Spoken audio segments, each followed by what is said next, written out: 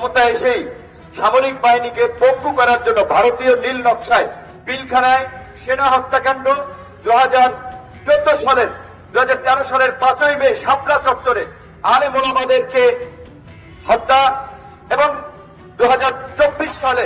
ছাত্র জনতার শান্তিপূর্ণ আন্দোলনে নির্বিচারে গণহত্যা চালিয়ে তারা যে ফ্যাসিবাদকে দীর্ঘস্থায়ী করতে চেয়েছিল, এই গণহত্যার সাথে যারা জড়িত তার মূল পরিকল্পনাকারী, মূল নির্দেশদাতা, মূল মাস্টারমাইন্ড ছিলেন ফ্যাসিস্ট সরকারের প্রধান শেখ হাসিনা। শেখ হাসিনাকে ভারত তাদের দেশে আশ্রয় দিয়েছে।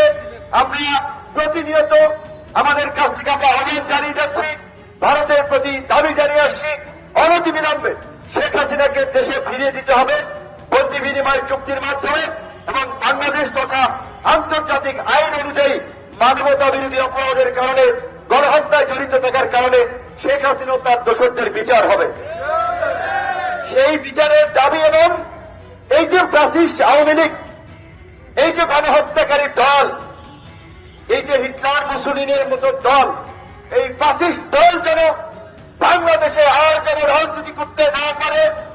আর যেন মানুষের উপরে গণহত্যা চালাতে না পারে, আর যেন লুটপাট করতে না পারে, আর যেন বাংলাদেশকে গুম খুনের নরকে পরিণত করতে না পারে, তাই আওয়ামী লীগকে নিষিদ্ধের দাবি এবং শেখ হাসিনার বিচারের দাবিতে আজকের এই